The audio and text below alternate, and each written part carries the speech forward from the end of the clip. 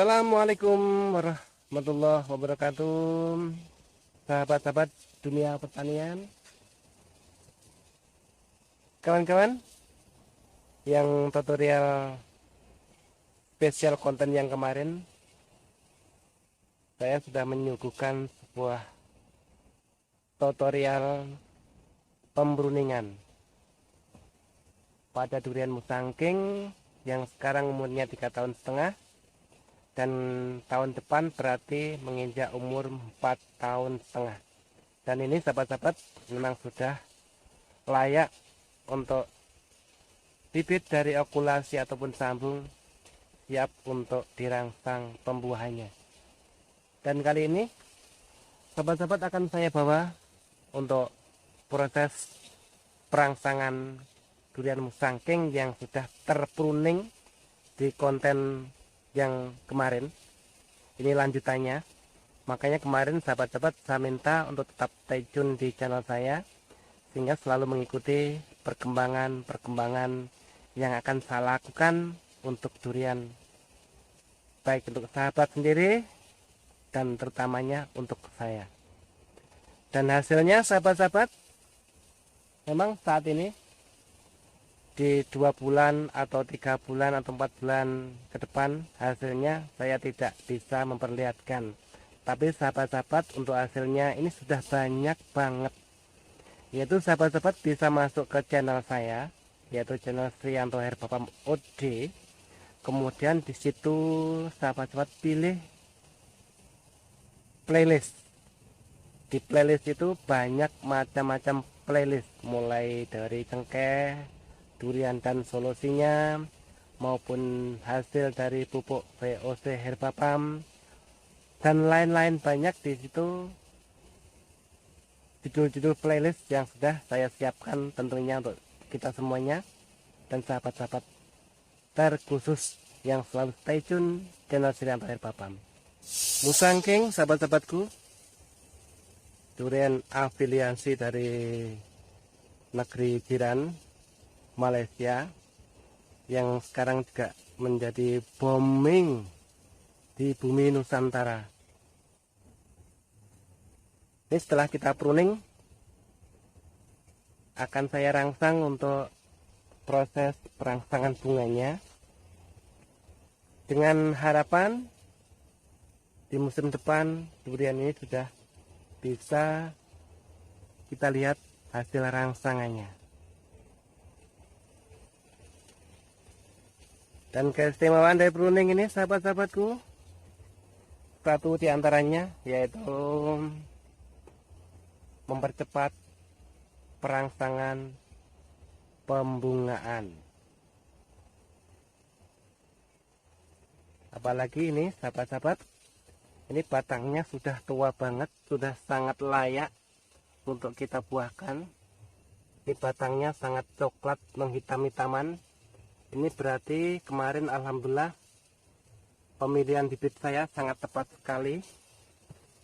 Pertanda dari hasil entres yang digunakan untuk sambungnya, ini entres yang benar-benar sudah tua. Dan ini sudah siap untuk kita rangsang pertama kalinya dipelajari untuk buah. Dan saya akan tunjukkan sahabat-sahabatku sebelum saya merangsang buahnya. Salah satu kelebihan di antara pruning yaitu mempercepat pertumbuhannya. Dan ini saya perlihatkan ke sahabat-sahabat semuanya. Setelah kita pruning 1 minggu lah sahabat-sahabat, kita bisa melihat ini proses pertumbuhan tunas-tunas barunya di pucuk-pucuknya. Ini keluaran ini. Yang kemarin waktu kita pruning itu belum ada ini. Dan ini sudah mulai menyembul keluar pertumbuhan di turbus-turbus barunya. Dan sahabat-sahabatku, nggak perlu lagi untuk tidak mencobanya. Silahkan dicobanya. Selain untuk mempercepat atau merangsang keluarnya bunga, pruning ini juga bermanfaat juga untuk mempercepat atau mengeluarkan trubus-trubus barunya. Kenapa demikian, kawan-kawan?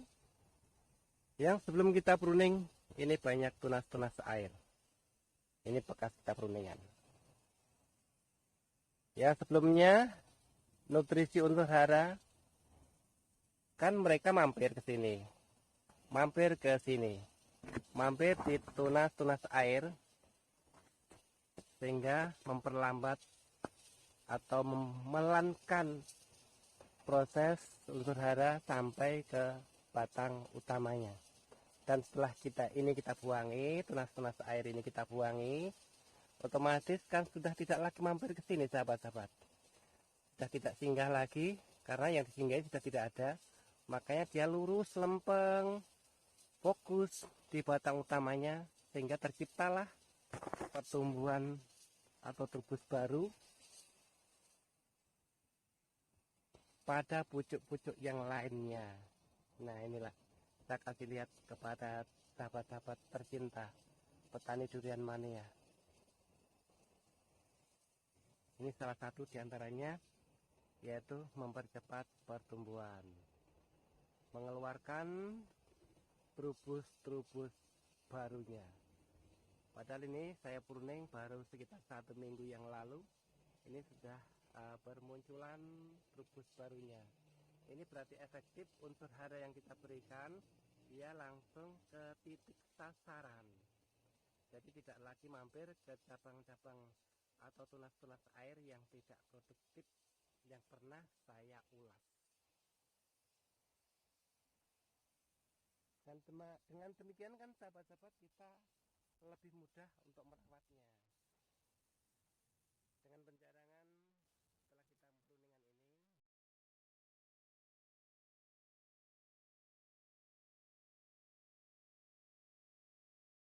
sebelumnya tertutupi oleh daun-daun atau tunas-tunas air, cabang-cabang ranting-ranting air. Nah, setelah kita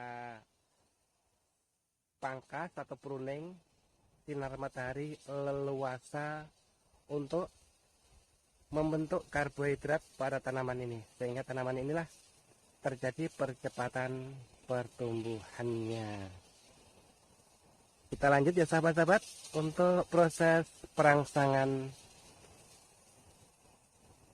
durian yang baru saya pruning. Sebelum ke proses perangsangan buahnya sahabat-sahabat, jadi sahabat-sahabatku misalnya beli bibit dan berkesempatan memilih sendiri di pembibitan, jadi pilihlah batang bibitnya yang paling coklat sendiri, yang paling menghitam sendiri. Itu indikasi bahwa bibit dari entres yang digunakannya itu entres yang sudah tua dan benar-benar memang akan mempercepat proses pembuahannya. Dan barangkali sahabat-sahabat mau membuat bibit sendiri, sahabat-sahabat silahkan masuk di channel saya, Srianto Herbapam OD, sentuh playlist. Di playlist itu ada banyak, dan sahabat-sahabat pilih playlist yang judulnya Sambung. Di situ sudah saya ulas lengkap, komplit, mulai dari cara pemilihan entresnya yang langsung di kebun, kemudian cara penyambungannya, kemudian cara perawatannya setelah sambung, kapan mau dibuka dan kapan tidak boleh dibuka. Itu sudah lengkap. Dan sahabat-sahabat bisa juga untuk jelajahi di playlist tersebut dengan judul playlistnya Durian dan Solusinya. Ada semuanya. Oke sahabat-sahabat, kita akan lanjut untuk proses yaitu perangsangan pembungaannya. Jadi ini diberikan mulai sekarang, sehingga nanti tertanam unsur kalium dan unsur fosfornya mulai terbentuk mulai sejak saat ini. Dan nanti sahabat-sahabat, untuk proses perangsangan bunganya ini, karena ini baru pertama kali, jadi nanti pemupukannya akan saya berikan 2 minggu sekali, 2 minggu sekali, 2 minggu sekali selama 3 bulan pertama. Dan nanti setelah 3 bulan pertama, kita memberikan perangsangan pada durian musangkingnya ini. Nanti berikutnya kita juga akan memberikan berkala. Jadi nanti bisa diberikan 3 bulan sekali atau 4 bulan sekali. Dan pemberiannya ini sahabat-sahabat, untuk perangsangan buahnya ini nanti kita bisa lakukan kocor ya. Bisa lakukan kocor di sekitar perakaran sini, di daerah perakaran sini. Bisa juga nanti kita pemberiannya dengan teknik sprayer atau semprot. Dan untuk teknik sprayer ini, kita semprotnya merata sahabat-sahabat. Jadi kita semprot mulai daun, bawah daun. Kita semprot juga di basahi di batang-batangnya ini. Kita basahi dengan nutrisi hormon. Dan juga di cabang-cabangnya ini kita juga akan berikan penyemprotan pembasahan nutrisi hormon. Saya terangkan sebentar sebelum saya proses untuk perangsangan pembunganya. Jadi kenapa untuk kita memberikannya dengan penyemprotan di daun? Di daun ini sahabat-sahabat, ini ada 2 sisi. Sisi yang atas dan sisi yang paling bawah. Sisi yang atas ini tempat menerima sinar matahari, otomatis sebagai nanti proses pemasakan setelah mendapat nutrisinya. Dan yang di bawahnya ini namanya stomata atau mulut daun. Disinilah tanaman itu menyerap unsur haranya melalui bawah daunnya, melalui stomata atau mulut daunnya. Juga kita semprot juga di bagian batangnya. Ini sahabat-sahabat, di batangnya ini atau di cabang-cabangnya ini nanti tempat komunitas calon bunganya. Dan kebanyakan bunga itu akan muncul atau lahir di bekas-bekas kita memberikan pemotongan ini. Di bekas pemotongan ini. Ini yang kebanyakan yang terjadi nanti munculnya di sini. Dan kenapa kita semprotnya di sini? Di batangnya kita semprotnya dengan nutrisi hormon ataupun di cabang-cabangnya ini.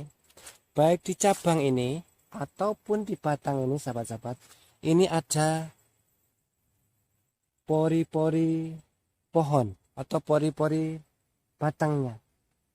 Dan di sini pori-pori batang sini atau pori-pori yang ada di dahan di batangnya ini fungsinya sama seperti di bawah daun ini. Kalau di sini sebagai stomata atau penghisap nutrisi unsur hara, hormon maupun kaliumnya, sama juga di sini. Di pori-pori ini juga dia fungsinya sama, yaitu menghisap nutrisi unsur hara yang liar yang biasanya didapat dari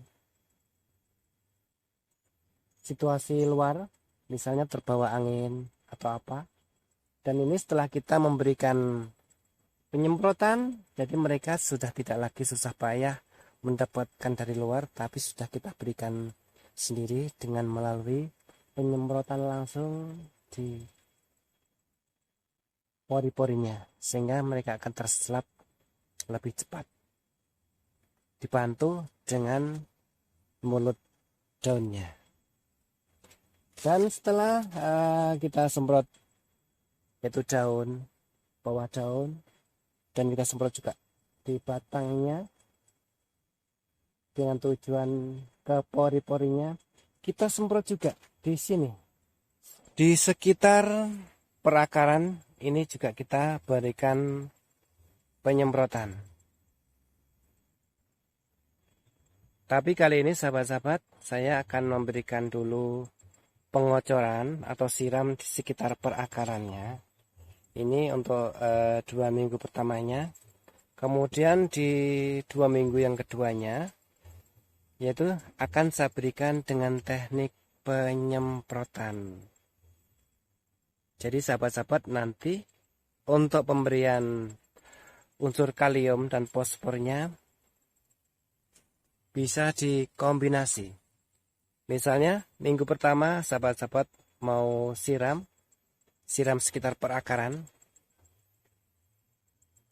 Kemudian yang berikutnya sahabat-sahabat dengan semprot. Dan nanti sebelum kita memberikan penyiraman, kita bersihkan dulu sahabat-sahabat ini rumput-rumput kering ini. Nanti kita gunakan sebagai penutupnya setelah kita adakan penyiramannya.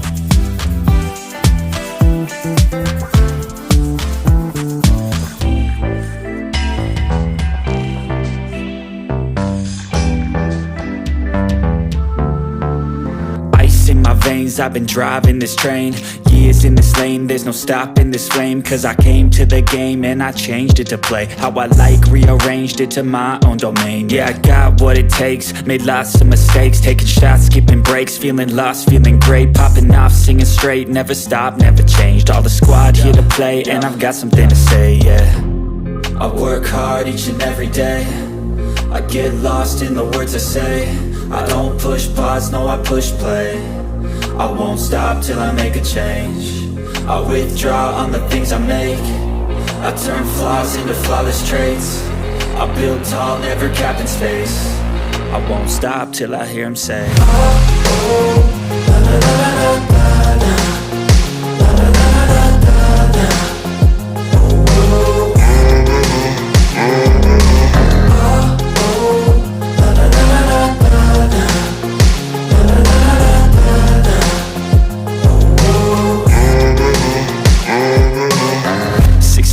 and I'm up again. I got tired out. Ya, tadi kawan-kawan, proses pemupukan perangsangan durian musangking dan yang kedua tadi montong sudah selesai saya kerjakan, dan saya mempercayakan untuk perangsang buah ini dengan VOC Herbapam dari Sido Muncul Semarang.